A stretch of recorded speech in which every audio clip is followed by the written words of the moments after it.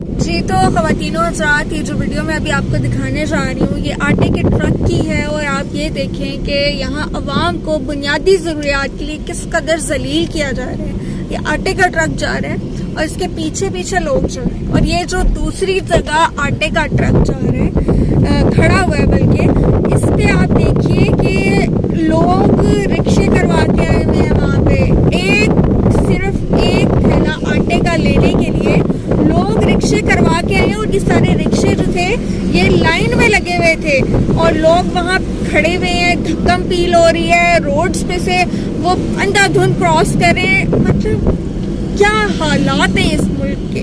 हुक्मरानों को कोई परवाह नहीं है, लड़ रहे हैं बस इक़्तिदार पे। अवाम जो है वो भूखी मरे, अवाम जलील हो, तरसती रहे वो तमाम बुनियादी सहूलतों को, लेकिन इन्हें कोई फर्क नहीं पड़ना। और आप वोट का इंतखाब जो करना है वो